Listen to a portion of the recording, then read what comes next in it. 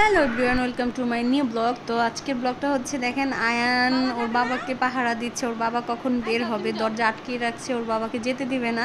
তো সকালে প্রতিদিনকার রুটিনে হচ্ছে এরকম। তো আজকে একটু ক্লিপ নিয়ে নিলাম আপনাদের সাথে শেয়ার করার জন্য। দেখেন ওর বাবাকে বলতেছে যে চলো বাবা তোমার সাথে আমি যাই, এরকম একটা ভাব বলতেছে। কথা এখনও বলতে পারে না, কিন্তু ও সব কিছুই ইশারা দিয়ে বলতে পারে মাশাল্লাহ।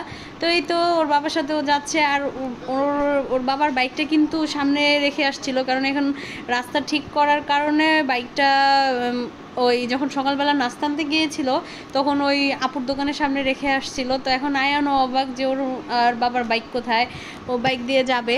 যাই হোক, এখন মানে আয়ান অনেক টেনশনে পড়ে গেছে। তো এখন এখন ওই যে ওর সুজন চাচুর যে বাইকটা আছে ওইখানে নিয়ে যেতে বলতেছিল, তো ওইখানে নিয়ে গেছে। তো ওই বাইকে উঠলে ওর মনটা শান্তি, ওর আর কিছুই লাগে না। মানে বাইক পাগল একটা ছেলে। ওর যখন 4 মাস বয়স তখন থেকে ও কিন্তু বাইকে উঠতে পারে। এদিক দিয়ে আমার মুরগিগুলো ছাড়ছিলাম, আর দেখলাম যে এসে দেখলাম যে ডিম পেড়েছে একটা। তো আমি মেনলি মুরগিগুলো এনেছিলাম আয়ানকে ডিম খাওয়ানোর জন্য, কারণ ওর কিন্তু অনেক রক্তশূন্যতা, আয়রনও কম ওর শরীরে। তো ডাক্তার বলেছে ওকে একটু পিওর জিনিস খাওয়াতে। তো ট্রাই করি কিছুটা খাওয়ানোর জন্য। দেখতেই পাচ্ছেন আমার ছেলে কতটা স্বাস্থ্যবান। যাই হোক, স্বাস্থ্য বড় কথা না, বাচ্চা যেন সুস্থ থাকে এটাই হচ্ছে সবচেয়ে বড় কথা। তো মাশাল্লাহ আয়ান সুস্থ বলতে মাঝে মাঝে অসুস্থ হয়ে যায়। যাই হোক, যেন ও সুস্থ থাকে, ভালো থাকে, দোয়া করবেন। তো এই তো ওর বাবা চলে যাচ্ছে। এখন আয়ান বলতেছে যে ও যাবে। তো যখন বাইকটা দেখছে তখন ও বলতেছিল মা আমাকে বাইকে উঠাও, এরকম একটা মানে ইশারা দিয়ে কথা বলতেছে। তো এই তো আমাদের সকালটা শুরু এইভাবেই হয়। Hello everyone, this is my daily blog. এখন থেকে আমি চাচ্ছিলাম যে সকাল থেকে রাত পর্যন্ত আমি কি কি করি সেটার এই কিছু দিব। তো আজকে ফার্স্ট দিন, তো আজকে চাচ্ছিলাম টুকটাক কিছু দিই। তো সেই সকাল এখন বাজে 10টা। তো আমরা ঘুম থেকে উঠে এই যে বিছনা গুছিয়ে ফেলেছি, ঘরটা টুকটাক গুছিয়েছি দেখতে পাচ্ছেন। এখন ওই সকালে এই তো তো গাইস, আরিয়ান চাচ্ছিল যে একটু আলু ভর্তা খাবে। তো এই যে আমি পেঁয়াজটা ভেজেছি, তেলে ভেজেছি, আর হচ্ছে আলু সিদ্ধ দিয়েছি, আর শুকনো মরিচ এখানে ভেজে রেখেছি। তো আরিয়ান একটু ঝাল ঝাল আলু ভর্তাটা পছন্দ করে। তো এই তো, আর এই যে আয়ানকে আমি এখন খাইয়ে দিয়েছি। এখন বাজে দুপুর 2:30 3টা। তো আমি ওকে এখন ঘুম পাড়িয়ে দিব। খাওয়া দাওয়া শেষ, এখন ওকে আমি ঘুম পাড়িয়ে দেবো। আগে আলু ভর্তাটা বানাবো, দেন ঘুম পাড়িয়ে দিব। আয়ান হাই দাও, আন্টিদের হাই দাও। হাই। ওকে, হ্যালো গাইস, আমার আলু ভর্তা বানানো হয়ে গেছে দেখতে পাচ্ছেন। আর এদিক দিয়ে দুই পিচ্ছি ওরা খেলা করতেছে। তোমরা কি খেলা করো? খেলনা দিয়ে খেলা করো।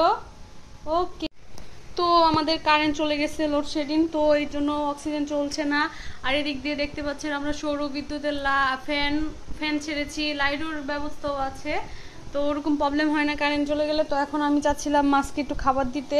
মাছকে সেই সকালে খাবার দেওয়া হয়েছে, 6 ঘন্টা কি 8 ঘন্টা পর পর খাবার দিলে ভালো হয়। তো মাশাল্লাহ আমাদের মাছগুলো কিন্তু অনেক বড় হয়েছে। যখন এনেছিলাম তখন ছোট ছিল। তো প্রায় 2 মাস হয়ে গেছে আমাদের অ্যাকোরিয়ামের বয়সটা। তো আমি এখন এই যে আমাদের খাবার, আর খাবার কিন্তু পরিমাণে অল্প দিতে হয়। এক একটা মাছের জন্য 4 থেকে 5 দানা। এই যে এগুলো হচ্ছে মাছের খাবার, দেখতে পাচ্ছেন, এগুলো হচ্ছে অ্যাকোরিয়ামের মাছের খাবার। তো এই যে আমি এখন মাছের খাবারগুলো দিয়ে দিচ্ছি। এই দেখুন মাশাল্লাহ, মাছগুলো এখন দেখবেন সামনে এসে খাওয়া শুরু করে দিবে। দেখতে পাচ্ছেন খাচ্ছে ওরা। তো আসলে মাছ দেখতে খুবই ভালো লাগে। আপনাদের কেমন লাগে আমাকে জানাবেন কমেন্টে। এই দেখুন মাছ কিন্তু সব উপরে চলে গেছে, ফ্লাশ জ্বালানো, এর জন্য হয়তো একটু দেখতে প্রবলেম হচ্ছে আপনাদের। বাইরে থেকে মাছ কিন্তু খাচ্ছে। তো গাইস, কারেন্ট চলে এসেছে দেখতে পাচ্ছেন, ফ্যান ছেড়েছি। আর আয়ান ঘুমের জন্য প্রস্তুত হয়ে গিয়েছে। আয়ানকে এখন দুপুরের ঘুমটা,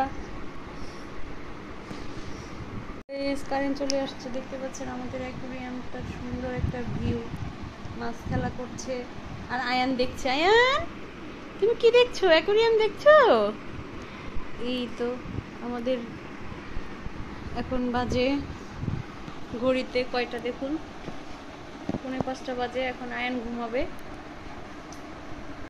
তো আজকের মতো ব্লগটা এখানেই শেষ করলাম। সবাই ভালো থাকবেন, সুস্থ থাকবেন, আল্লাহ হাফেজ। আমার ফেসবুক পেজে একটা লাইক কমেন্ট শেয়ার করবেন, ইউটিউবে যে একটা সাবস্ক্রাইব করবেন। ভালো থাকবেন।